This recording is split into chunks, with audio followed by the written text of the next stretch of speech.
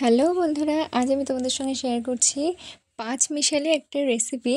তো এটা খুব সহজভাবে বানানো যায়। তোমরা হয়তো অনেকেই ট্রাই করেছো। তো এই ফার্স্ট টাইম আমি করলাম, তাই আমি তোমাদের সঙ্গে সেটা শেয়ার করছি। তো এখানে আমি কয়েকটা সবজি কেটে নিয়েছি, যেমন আছে বেগুন, কুমড়ো, আলু, বিন, বরবটি, এসব অনেক কিছুই আছে। আর তোমরা তোমাদের পছন্দ মতো সমস্ত রকম সবজি যেটা যায়, গাজর ফাজর সব একসঙ্গে দিয়ে দিতে পারো।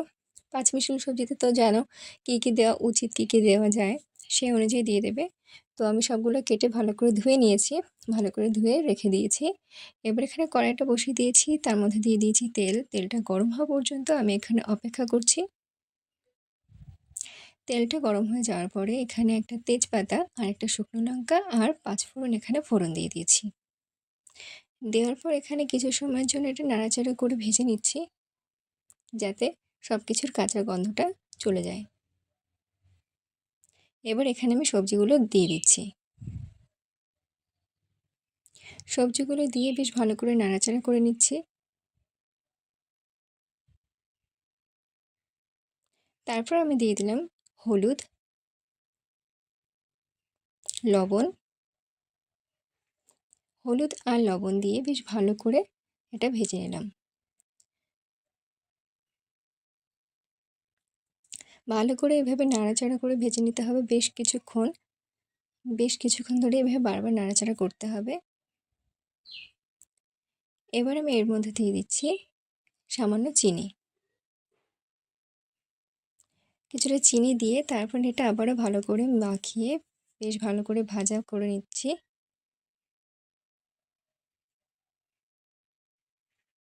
এটা এমন একটা সবজি যেখানে কিন্তু খুব বেশি মশলার প্রয়োজন হয় না, এবং এটা কিন্তু খুবই হেলদি। এটা ভাত, রুটি, লুচি, তরকারি মানে যে কোনো কিছুর সঙ্গে এটা চলে যায়।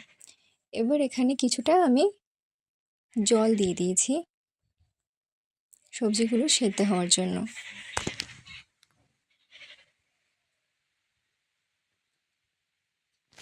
তারপর আমি কিছু সময়ের জন্য এটা ঢাকা দিয়ে রেখেছি। আর হ্যাঁ, ঢাকা দেওয়ার আগে কয়েকটা কাঁচা লঙ্কা অবশ্যই চিড়ে দিয়ে দিয়েছি। তো ঢাকনা সরিয়ে দেখতেই পাচ্ছ বেশ অনেকটাই ঠিক কষে এসেছে। সবজিগুলো অনেকটাই সেদ্ধ হয়ে এসেছে। তো সেখান থেকে জলও ছাড়ছে, জল দেওয়ার পরেও আরও জল ছাড়ছে। তো এইভাবে বেশ কিছুক্ষণ নাড়াচাড়া করতে করতে দেখবে জলটাও টেনে যাবে। আরও কিছু সময় নাড়াচাড়া করে ভালো করে সবজিগুলোকে সেদ্ধ করে নিতে হবে। দিয়ে আবারও কিছু সময়ের জন্য ঢাকা দিয়ে রাখতে হবে। তো দেখো এখানে অনেকটা জল টেনে গেছে আর সবজিগুলো সেদ্ধ হয়ে গেছে। তো সবজিটা কিন্তু আমাদের এখানে অলমোস্ট ডান। তো দেখতেই পাচ্ছ কতটা সহজে এখানে পাঁচমিশালি একটা সবজি বানিয়ে নেওয়া হয়েছে। তোমরা চাইলে এটা যে কোনো সবজি দিয়ে এটা রেসিপিটা তৈরি করতে পারো।